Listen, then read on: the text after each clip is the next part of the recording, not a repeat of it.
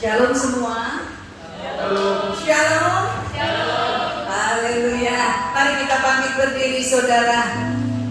Saya tahu keadaan situasi, tetapi kita itu tidak mempengaruhi hidup kita. Amin saudara. Sebab kita memiliki Tuhan yang besar, Tuhan yang hidup. Amin.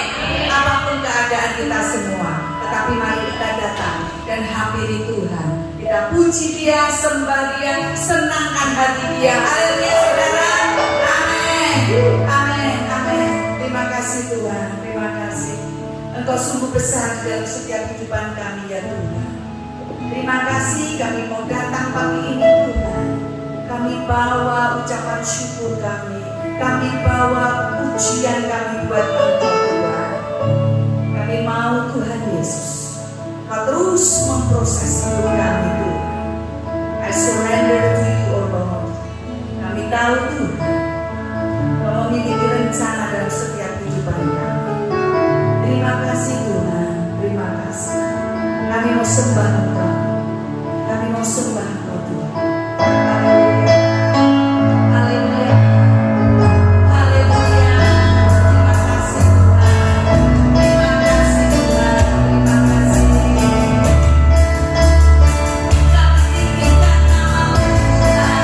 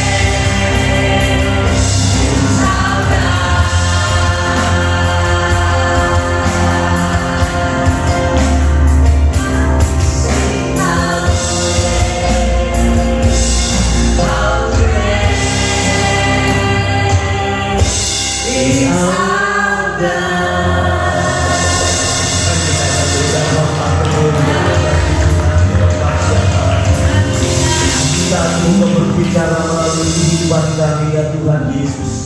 Bagi hamba-Mu yang tidak berdaya ini untuk boleh menyampaikan kebenaran akan firman-Mu, biar kami boleh terus belajar menyerah kepada Tuhan. Karena kami tahu ada tujuan ilahi yang Kau berikan di dalam kehidupan kami, khususnya sepanjang tahun ini Tuhan. Kau Tuhan yang tidak pernah gagal, Kau Tuhan yang punya rancangan yang baik, Kau Tuhan yang tidak pernah berubah di dalam kehidupan kami. Tuhan, biar kami arahkan mata kami kepada Tuhan. Kebenaran firman-Mu boleh menjadi sesuatu yang indah di dalam kehidupan kami pagi hari ini. Hamba-Mu berdoa kalau ada satu dua di antara kami yang datang dengan beban persoalan masalah yang ada, kami mau berkata di dalam nama Tuhan Yesus, firman-Mu menerobos kehidupan kami. Bahkan Tuhan, kami boleh menjadi orang-orang yang dihiburkan, dikuatkan ketika firman-Mu kami dengarkan. Sekali lagi Tuhan, biar Kau tutup bungkus kami dengan kuasa darah-Mu. Jangan bermain-main pada saat pemberitaan firman Tuhan. Semua mata kami tertuju kepada Tuhan, sehingga firman-Mu mengubahkan setiap hati kami. Terima kasih dalam nama Tuhan Yesus. Kami berdoa dan kami mengucap syukur untuk kebaikan Tuhan pagi hari ini. Mari semua yang dikasih Tuhan, kita siapkan hati dan berkata, amin. Haleluya. Baik, selamat pagi Bapak Ibu Saudara yang dikasih Tuhan. Sebentar kita akan mendengar kebenaran firman Tuhan. Saya akan lanjutkan serial kita tentang Tuhan Gembala yang baik di dalam kehidupan kita. Mari bersama-sama kita akan membaca sekali lagi di dalam Mazmur pasalnya yang ke-23. Tuhan adalah gembalaku, takkan kekurangan aku. Ia memberikan aku di padang yang berumput hijau. Ia membimbing aku ke air yang tenang. Ia menyegarkan jiwaku. Ia menuntun aku di jalan yang benar oleh karena namanya. Sekalipun aku berjalan dalam lembah kekelaman, aku tidak takut bahaya, sebab Engkau besertaku, gadamu dan tongkatmu, itulah yang menghibur aku. Engkau menyediakan hidangan bagiku di hadapan lawanku. Engkau mengurapi kepalaku dengan minyak, pialaku penuh melimpah. Kebajikan dan kemurahan belaka akan mengikuti aku seumur hidupku, dan aku akan diam di dalam rumah Tuhan sepanjang masa. Bapak Ibu, beberapa waktu yang lalu kita belajar tentang perspektif, tentang cara memandang kehidupan kita. Karena dengan kita memandang, dengan cara kita memandang, begitu juga kita akan mengambil keputusan di dalam kehidupan kita sehari-hari. 2 minggu yang lalu kita belajar soal perspektif tentang Tuhan kita. He is the Lord, Dia Yahweh, Dia Tuhan yang self-sufficient, Dia Tuhan yang berdikari. Tidak ada sesuatu yang bisa mempengaruhi Dia menjadi Tuhan. Dan Dia juga Tuhan yang immutable. Ya, jadi Dia Tuhan yang tidak berubah dalam kehidupan kita. Itu sebabnya ketika Daud berkata Tuhan adalah gembalaku, maka sebagai konsekuensinya dia akan mengalami tidak kekurangan, karena Dia adalah Tuhan yang transenden, dan kemudian Tuhan yang imanen, Tuhan yang besar, dan Tuhan yang memperhatikan setiap pribadi saudara dan saya. Nah, kita akan lanjutkan hari ini dengan ayat yang kedua dan ayat yang ketiga tentang perspektif kehidupan kita dalam kita ini memasuki tahun ini. By the way, tahun kita adalah tahun the year of total surrender. Artinya sold out for Jesus. Karena hanya dengan cara itu saudara dan saya akan semakin dikikis. Setiap tahun ini mari kita akan selalu bertanya dalam kehidupan kita, apa yang Tuhan mau untuk aku menyerahkan akan segala kelemahanku. Ya, karena firman Tuhan berkata, datanglah kepadaku, mari kepadaku yang letih lesu dan berbeban berat, aku akan memberikan kelegaan kepadamu. Setiap saat sepanjang tahun ini kita saya harapkan kita selalu bertanya kepada Roh Kudus, hari ini apa yang harus aku serahkan kepadamu ya Tuhan? Baik itu beban, baik itu ikatan hidup kita, dosa-dosa yang selalu menghalangi berkat Tuhan di dalam kehidupan kita, selalu akar dari persoalan persoalan. Nah, masalah hidup kita itu adalah dosa. Katakan bersama dengan saya, dosa. Itu akarnya. Itu persoalannya. Itu sebabnya supaya tahun ini kita boleh mengalami kebahagiaan perjalanan bersama dengan Tuhan, selalu tanyakan, Tuhan, apa yang bisa aku serahkan kepadamu sehingga tidak ada yang menghalangi berkat-Mu di dalam kehidupanku. Nah, Bapak Ibu, mari kita akan melihat ayat 2 dan ayat yang ketiga. Ia membaringkan aku di padang yang berumput hijau. Perspektif yang pertama itu adalah membaringkan, rest. Kita ini bagaimana bisa melihat hidup kita ini bisa istirahat, rest di dalam Tuhan. Katakan rest. Karena ternyata kita ini seringkali tidak bisa rest, ya. Sebab semua kita itu paham dengan istilah time is money, betul ya? Gak bisa rest. Kalau mau rest tuh lihat baby yang sedang tidur. Baby kalau sedang tidur itu rasanya worry free, ya. Gak ada ketakutan, kekhawatiran. Dan bagi orang dewasa sebetulnya rest yang sesungguhnya itu ketika saudara punya deep sleep, ya. Kita dulu pernah berbincang bersama-sama tentang mimpi, tentang tidur dan lain sebagainya. Yang paling berkualitas dalam hidup kita itu adalah ketika kita deep sleep. Ada orang tidur 7 jam, tapi sesungguhnya deep sleep-nya cuma 10 menit, 15 menit, sudah. Sehingga sebetulnya walaupun tidur, tak bisa rest. Kadang tidur tapi bangun-bangun capek gitu ya. Udah tidur berapa lama? Sudah tidur 7 jam, 8 jam, bangun kok capek. Karena ketika saudara tidur, tidak ada rest. Ya, cuma tidur. Kadang ada tidur yang matanya kedip-kedip dulu. Tidur matanya kedip-kedip gitu ya. Ada yang tidur sambil makan, saya tidur makan gitu, saudara ya. Itu nggak rest. Ya. Dan di dalam survei sebetulnya untuk bisa deep sleep manusia itu sangat sulit, Bapak Ibu. Ya nggak bisa, gelisah. Tidurnya gelisah bukan karena kepanasan, tapi karena apa? Tidak dibaringkan dengan baik ketika kita rest. Nah, saudara yang dikasih Tuhan, amat sangat sulit. Nah, kita ini sebetulnya bisa rest itu kalau Tuhan itu punya inisiatif dan saudara mengerti akan itu. Itu sebabnya dia berkata, datanglah kepadaku. Ya. Ketika kau berbeban berat itu, datanglah kepadaku. Nah, kita terpengaruh dengan istilah yang semua kita agree dengan itu. Namanya time is money. Sehingga semuanya diupayakan, ya, sibuk untuk bisa menghasilkan uang itu. Nah, saudara yang dikasih Tuhan, orang sibuk belum tentu dia produktif. Ya. Tidak semua orang yang sibuk itu produktif. Walaupun mungkin secara kenyataan saudara bisa menghasilkan apa yang kau ingini. Peace itu sama dengan shalom. Ya. Artinya complete, harmonis terjadi di dalam kehidupan kita. Nah, Bapak Ibu, rupanya setelah manusia jatuh dalam dosa, kekuatan kita ini menjadi sangat limited. Kalau kita mengupayakan di satu sisi dan berhasil, kemudian ternyata di sisi yang lain kita gagal. Kita berjuang mencari uang dan kita punya uang yang banyak. Ternyata di sisi yang lain komunikasi dengan rumah tangga tidak terjadi dengan baik. Kita upayakan mengikuti seminar komunikasi, komunikasinya jadi bagus, ya gini melulu sama pasangannya. Tetapi uangnya kocar-kacir, terus begitu aja. Tidak ada wholeness, tidak ada sesuatu yang komplit karena limited keadaan kita. Kalau kita memikirkan sesuatu, yang satu yang lain miss. Gitu. Nah, Bapak Ibu, perhatikan akan hal ini. Yang disebut dengan peace atau damai yang sejati ketika kita wholeness. Tuhan berkata begini, Ia membaringkan aku di padang yang berumput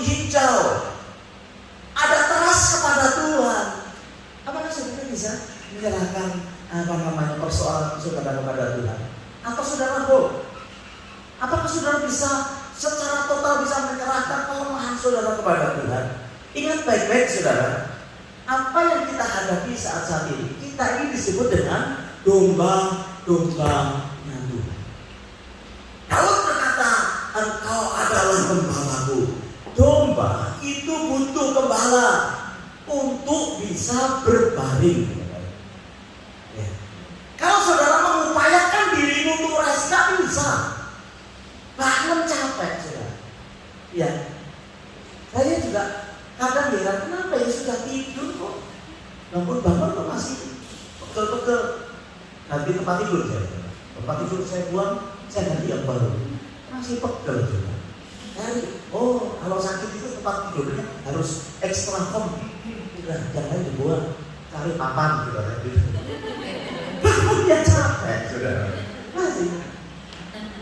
Siapa di antara saudara kalau bangun itu capek? Yakin? Semua baik-baik. Kadang baru bangun capek hati. Banyak yang dicapekkan. Tidak hanya tubuh, pikiran. Kalau bangun itu sudah baru. Ini hari yang menjadi hari yang celaka ini. Nah, saudara yang dikasih Tuhan, domba butuh gembala. Karena gembala berkata, aku akan membaringkan kau di padang rumput yang hijau. Saudara yang dikasih Tuhan, domba untuk bisa berbaring, paling tidak dia membutuhkan rasa bebas dari rasa takut, bebas dari itu kutu. Saudara, kita lihat ada domba, ya. Untuk bisa berbaring dari rasa takut, dari kutu, dan juga dari rasa lapar. Saudara, domba itu tidak akan bisa istirahat dengan baik kalau lapar. Jadi betul-betul hidupnya tergantung kepada gembala. Kenapa? Hanya gembala yang tahu padang rumput yang ya ada makanan. Ya, kalau kita ini tahu bahwa kita ini ada makanan aja udah tenang. Karena memang domba kayak begitu. Nah, di padang yang berumput hijau itu artinya gembala tahu di mana makanan itu ada. Ya. Kalau di Israel itu padang rumputnya, saudara, ada di yang kering itu berbatu-batu. Lalu yang satunya itu kan padang rumput di Skotlandia, hijau gitu ya. Saudara jangan berpikir yang dimaksudkan Daud adalah yang hijau itu, tapi yang kering itu. Betapa sulitnya mencari rumput pada waktu itu, tetapi dia berkata, dia membawa aku ke padang rumput yang hijau. Nah, ada di Israel padang rumput yang hijau. Adanya batu-batu, tanah yang kering, tetapi hebatnya di sela batu-batu itu ada rumput yang tumbuh.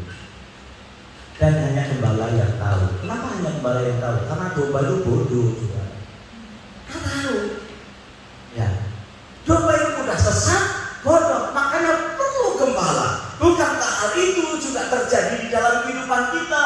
Tuhan itu selalu tahu di mana tempat, kapan, waktu untuk memenuhi kehidupan kita, kehidupan saudara, dan kehidupan saya. Itu sebabnya perspektif kita yang pertama hari ini, kita akan berkata, Tuhan tahu bagaimana membaringkan hidup. Mungkin banyak persoalan Tuhan, tetapi Dia tahu membaringkan kita sehingga kita tidurnya itu kualitasnya luar biasa. Deep sleep. Ya. Ada orang yang bangga karena kalau tidur dia tahu apa-apa. Celutak sedikit itu, tahu. Bagus. Dia bangga dengan itu. Saudara, ini tidak berkualitas. Yang berkualitas itu ketika tidur nggak tahu apa-apa. Pencuri masuk ya, biarin aja. Itu namanya deep sleep. Ya kan? Ada saudara yang khawatir setiap malam mau tidur pindahin berangkasnya, pindahin tas. Khawatir saudara. Ada kan? Khawatir saudara. Ya. Tetapi orang yang deep sleep mempunyai akan kualitas kehidupan yang ada. Dan kalau berkata, membantu, membaringkan aku di padang yang berumput hijau. Hal yang kedua, perspektif yang kedua adalah refresh. Ia membimbing aku ke air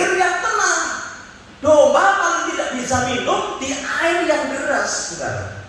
Karena apa? Domba ini lemah. Lihat air yang deras, takut, saudara. Mirip ya dengan kita ya. Dengan persoalan yang agak deras itu, kepo.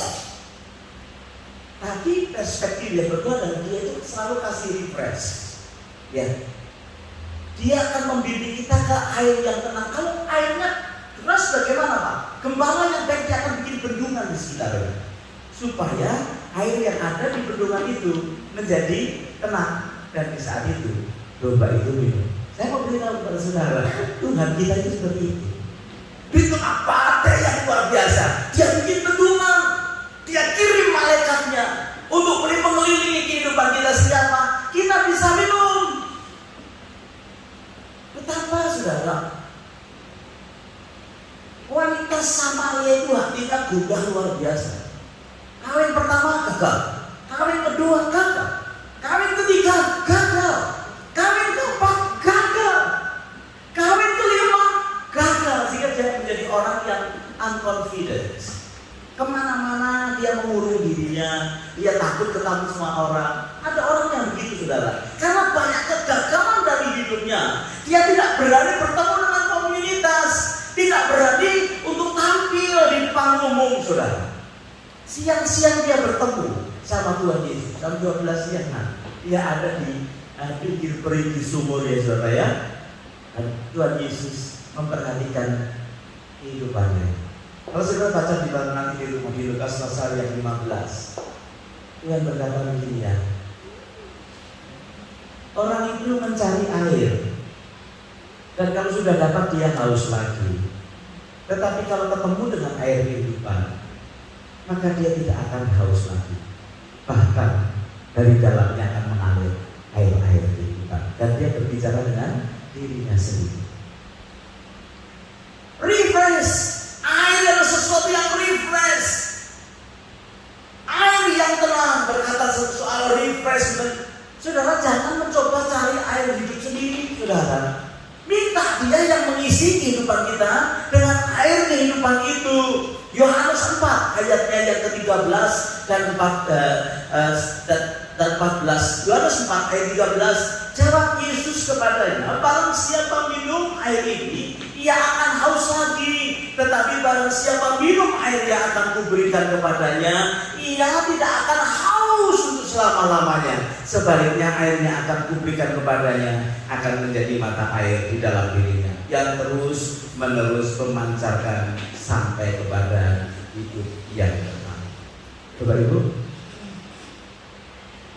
Tuhan itu akan memberikan refreshment di dalam kehidupan kita yang membuat kita ini segar. Ya, jangan cari dengan kekuatan sendiri. Tetapi setiap saat kita berkata, Tuhan, apapun yang terjadi, Engkau itu akan membawa kami kepada air yang tenang, sehingga aku bisa minum, sehingga aku bisa refresh. Setiap hari Tuhan katakan, selalu baru berkat yang kusediakan bagi engkau.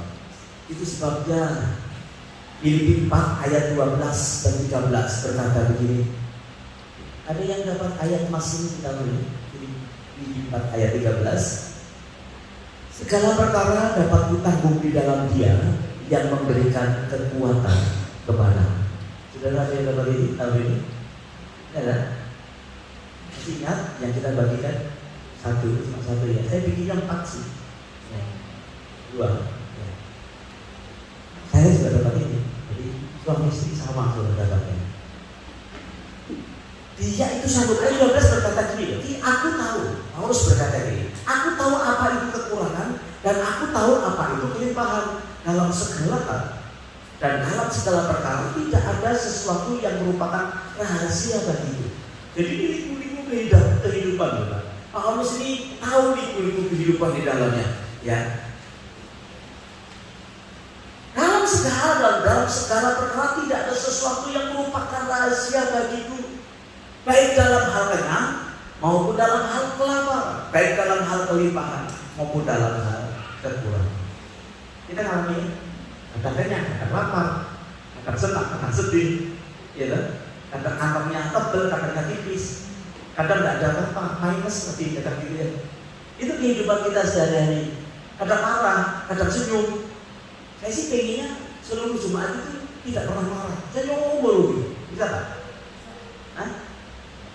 Saya berharap ketemu sama seseorang di gereja, dia senyum. Ketemu marah kita. Karena itu kehidupan. Saya rindu ada satu keluarga yang indah kalau jalan gandengan gitu ya. Nyebrang gandengan. Yang saya temukan suami jalan dulu. Istrinya ditinggal gitu ya. Tapi kadang juga saya lihat gandengan, senang saya kalau lihat gitu ya. Nah, posisinya cuma satu, duduk barengan, jadi gitu saudara ya. Tetapi itu kehidupan. Saudara tidak usah takut karena apa? Karena dia akan sediakan refreshment dalam kehidupan kita. Ya. Kebenaran firman Tuhan itu melampaui segala keterbatasan kita. Ya bagaimana Pak? Tidak marah. Lagi sakit gigi, pintu tutupnya kencang-kencang. Orang sakit gigi kan tidak ketahuan kalau sakit saudara. Tapi dengar pintu ditutup kencang, itu seperti dinamit meledak saudara. Ya. Tetapi kalau kita tahu kebenaran firman Tuhan itu melampaui loh segala kekurangan kita, kelemahan kita. Bagaimana kita ini bisa mengatasi persoalan kita kalau kita tidak punya firman Tuhan sebagai anak Tuhan. Nah sekarang siapa yang menjadi gembala dalam hidup kita? Apakah keinginan kita? Apakah harta dunia? Apakah kepopuleran? Apakah segala sesuatu yang fana yang di dunia ini? Kalau engkau menjadikan Tuhan itu gembala dalam hidup kita, refreshment ada pada kita. Katakan refreshment. Jadi selama kita jadikan dia gembala, perspektif kita selalu akan mendapatkan kesenangan. Ya. Saudara, bukan dalam arti free from problem tidak. Walaupun ada di dalam problem, kita tahu Tuhan memakai itu untuk menjadi alat membentuk kehidupan kita. Yang ketiga, ia menyegarkan jiwaku. Dia restore. Ya. Yang ketiga perspektifnya kalau dia gembala, dia akan restore kita, akan memulihkan kita. Kenapa begitu? Kenapa terjadi pemulihan? Karena tahu dalam hidupnya mengiring Tuhan, dia sering jatuh di dalam dosa. Dia seperti gembala, seperti domba yang jalan menurut dirinya sendiri, sesat dikatakan di dalam Yesaya. Daud paham sekali dia itu banyak salahnya kepada Tuhan. Daud mengingat betapa seringnya dia berdosa, dan Tuhan membawa kembali kepada jalan. Ini pemahaman juga penting buat saudara dan saya. Jangan menjadi orang yang kemudian undur karena saudara jatuh banget di dalam dosa yang ada. Kalau dia gembala kita, dia akan restore hidup kita. Ya. Loh, sudah bertahun-tahun saya mengiring Tuhan kok gak ada perubahan dalam karakter saya, karena bukan Tuhan gembala kita. Kalau Tuhan gembala kita, walaupun kita jatuh bangun di dalam kelemahan kita, harusnya ada perubahan. Jiwa kita ini di-restore, jiwa kita ini dipulihkan. Ya, betapa seringnya kita jatuh dalam dosa. Siapa yang sudah berdosa pagi ini? Angkat tangan. Pasti tidak, karena ada yang angkat tangan. Baru pagi ini aja kita sudah pasti ada yang sudah berdosa. Iya Mas Saudara ya. Ngomong tidak puas lah. Ya. Dan Daud ngerti, dia restore. Sebab kalau orang tinggal di dalam dosa, jiwanya pasti tidak tenang. Itu sebabnya dia jadikan Tuhan gembala, maka dia restore dalam kehidupan kita. Nah Bapak Ibu Saudara yang dikasih Tuhan, inti Injil bukan manusia yang cari Tuhan. Makanya kabar baiknya itu Tuhan yang mencari saudara dan saya. Ya, kalau kita lihat di kitab Lukas itu ya, ada sesuatu yang hilang yang dijadikan sebagai perumpamaan. Yang pertama, perumpamaan domba. Ingat ya, 99 tinggal, satunya dicari, ketemu, happy, pesta. Yang kedua, dirham yang hilang. Itu koin. Koin itu benda mati. Kalau hilang dia tidak bisa muncul sendiri, harus dicari sama yang punya. Yang punya mencarinya sampai sapu semua dibersihkan sampai ketemu dengan koinnya. Ketika ketemu, hatinya bahagia. Yang ketiga, perumpamaan soal anak yang hina. Bapak Ibu, saudara yang dikasih Tuhan, anak yang durhaka, orang tuanya belum mati sudah minta warisan, berfoya-foya lagi. Ya. Tetapi saudara perhatikan, bapaknya itu nunggu. Ya. Dia merasa kehilangan. Dan saudara tahu, si anak ini pulang bukan mau bertobat, pulang karena dia ingat. Jadi pegawainya bapaknya jauh lebih enak daripada dia yang jadi pegawai orang lain, harus berhenti makan makanan babi. Kalau makan babinya enak ya, itu ya dia. Tapi kalau makan babinya namanya beda enak. Saya dulu pernah punya peternakan babi. Ya, lihat babinya kalau dipotong enak, tapi lihat makanannya bau kayak enak. Nah si anak ini mau pulang kepada bapaknya, bukan mau tobat loh saudara, mau kerja. Tapi apa yang dibuat oleh bapaknya?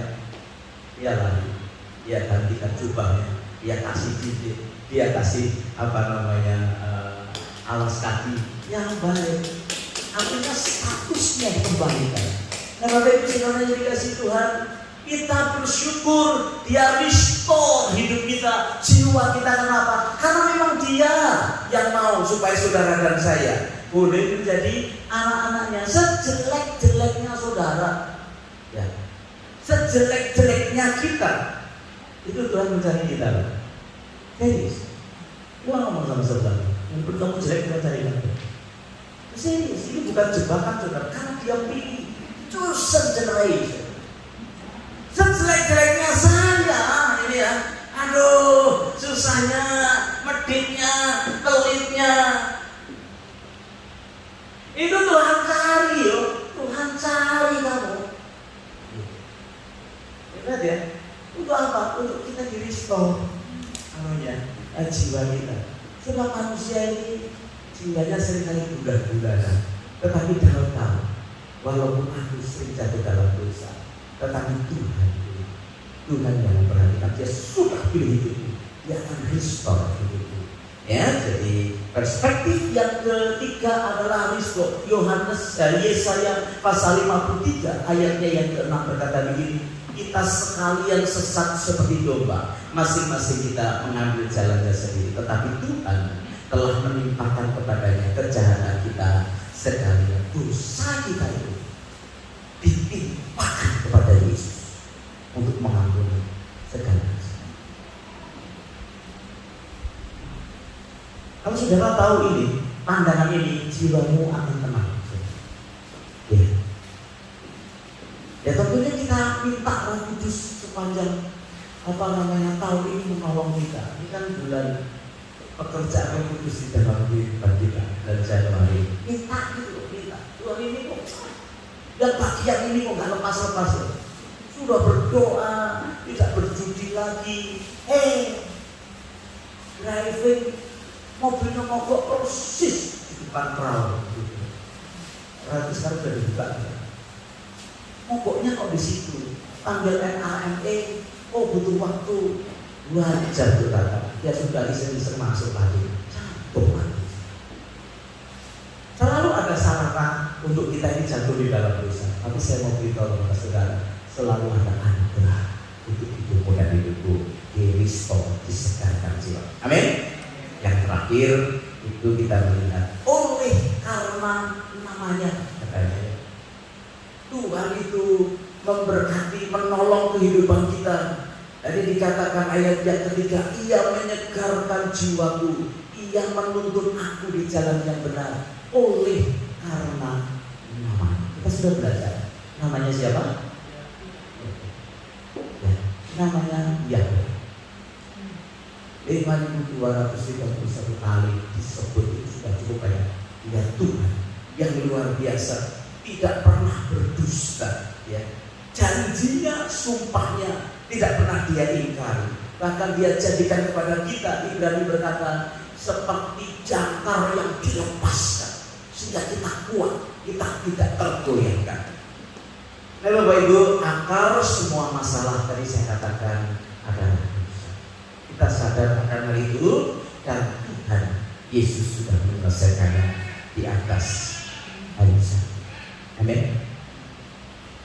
Saya tutup dengan satu cerita. Ada satu competition of art, ada kompetisi seni melukis. Jadi kompetisi ini diberi judul Peace in the midst of storm.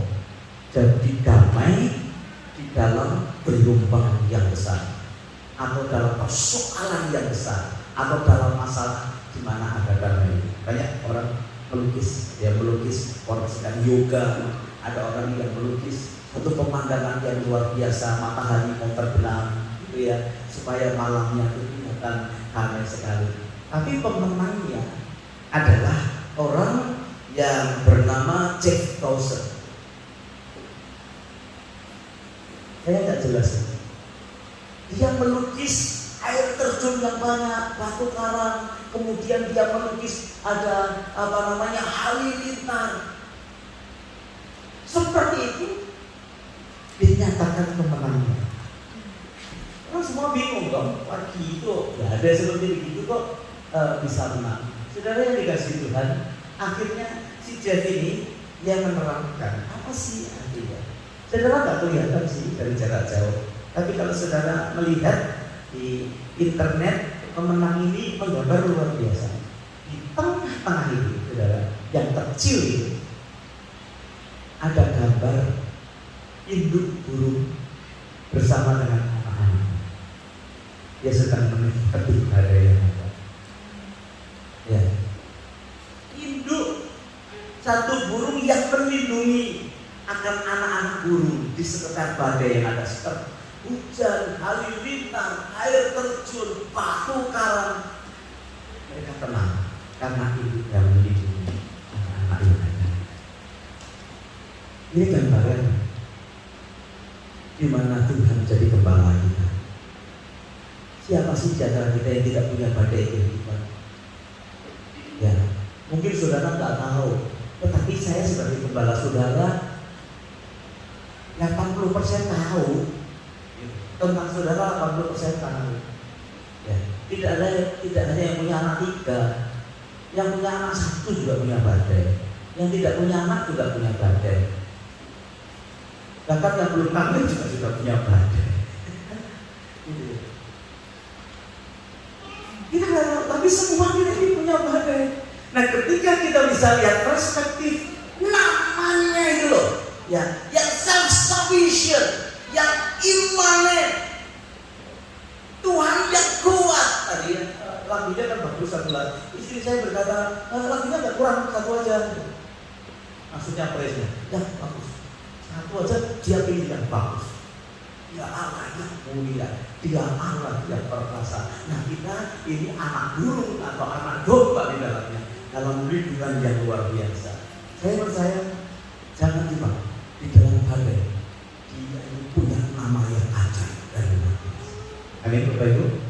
Dan kalau kita tahu akan hal itu, seperti tadi kita berkata, Tuhan adalah gembala. Tidak ada yang ingin mati. Artinya apa? Cukup inah apa yang dia buat. Ya, bahkan sampai kematian pun itu adalah keuntungan buat orang yang percaya pada dia. Beri tepuk tangan yang paling baik kita percaya. Mari kita akan berdoa untuk kita sekalian supaya kita boleh bersama-sama memiliki perspektif yang di-align kembali tentang Tuhan, sehingga tahun ini kita berani mempercayakan segala persoalan kita, masalah kita ke dalam tangan Tuhan. Katakan, aku percaya. Haleluya. Hatiku percaya,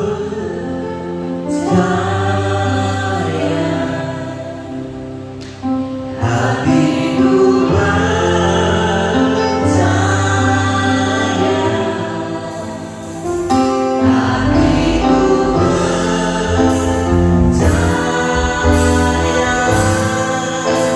selalu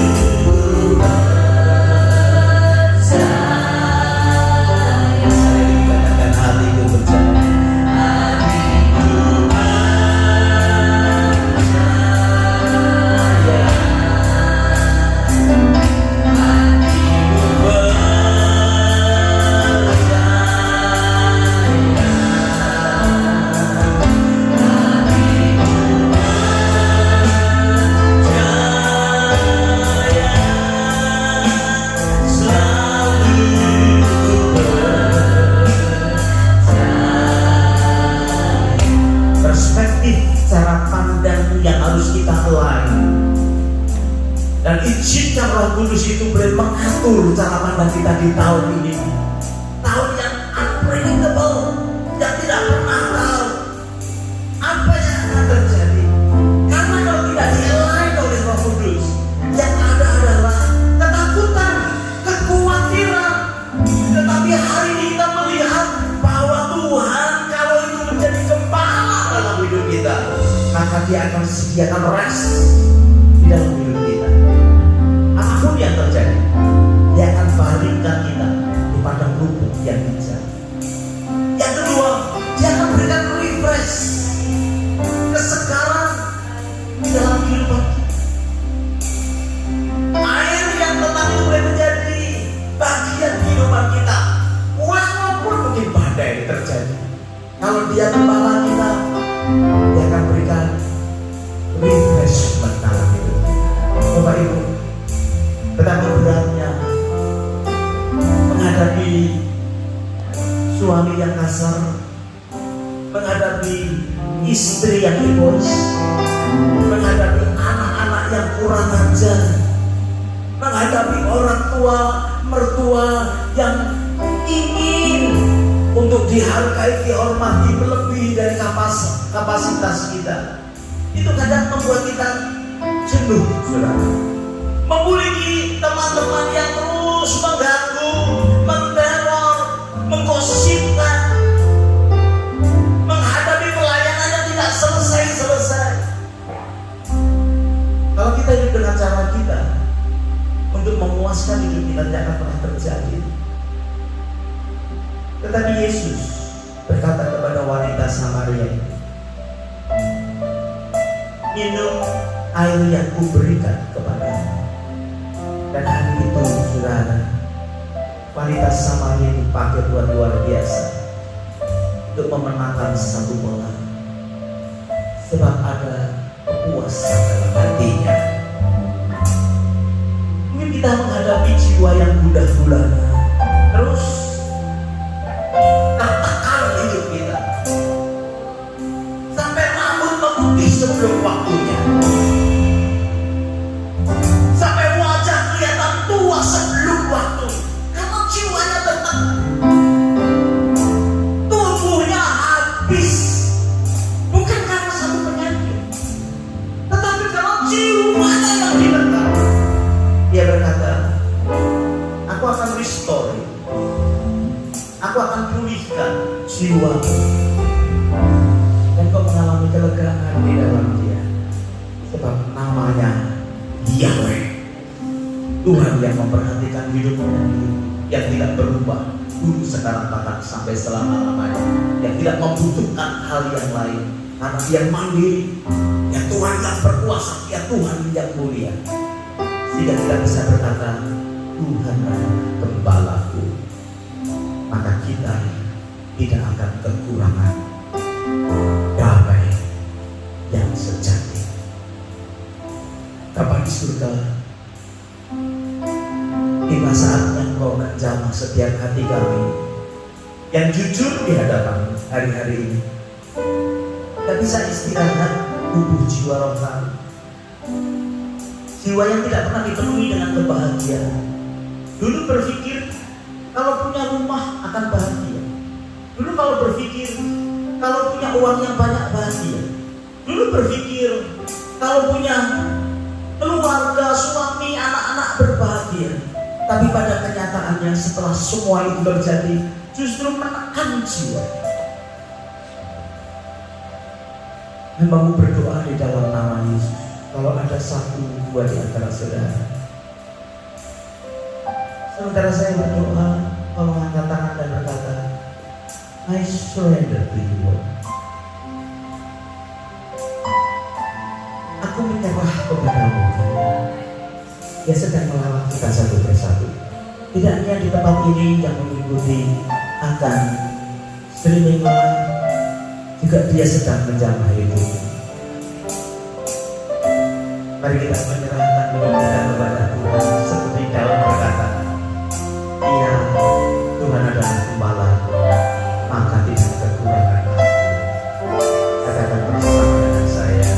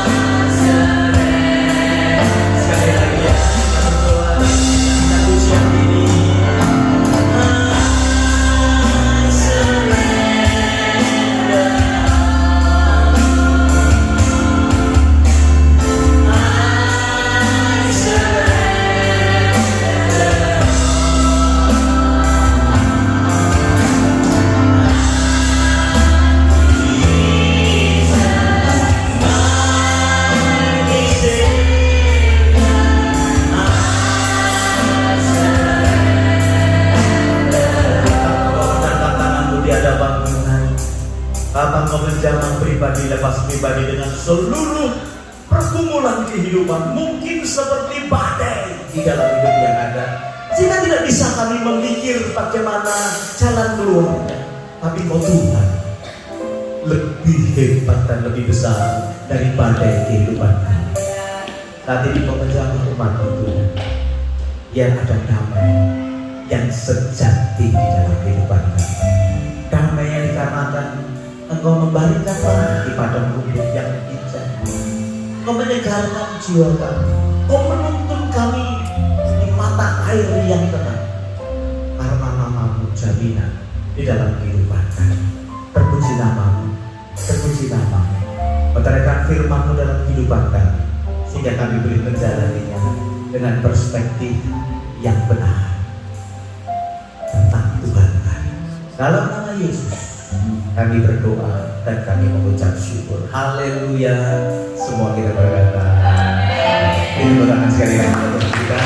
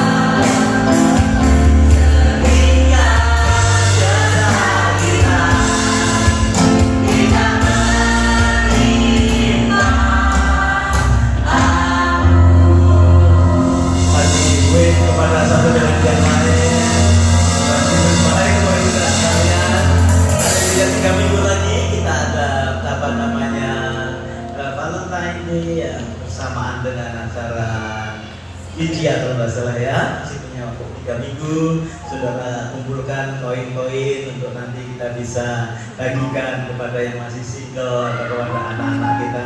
Yang masih single dapat yuk, kembali dia sudah menikah sudah ada tanda kasih nanti ya. Kita senang sekali untuk budaya yang ada, untuk mengingatkan kita betapa luar biasanya Tuhan dalam setiap generasi ya. Kita akan siapkan beberapa yang akan datang supaya semuanya berjalan dengan baik juga. Baik, kita selesai dengan ibadah yang ada.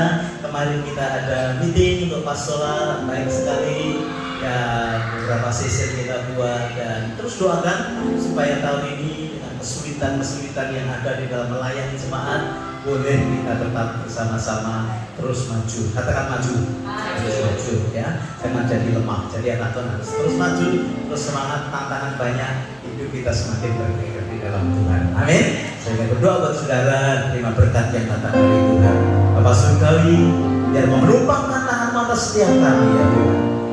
Kami tahu perjalanan rohani itu indah ketika Engkau bersama-sama dengan kami dan memegang tangan kami. Tangan-Mu tidak pernah lelah dan letih. Itu sebabnya kami serahkan hidup kami serahkan tangan kami untuk dipegang Tuhan, berjalan bersama dengan Tuhan. Bapak Ibu Saudara yang dikasihi Tuhan, pulanglah dengan membawa berkat yang besar dari Allah Bapa, cinta kasih dari Tuhan Yesus Kristus, persekutuannya di dalam Roh Kudus menyertai hidupmu dan hidupku sekarang bahkan sampai selama-lamanya. Semua kita berkata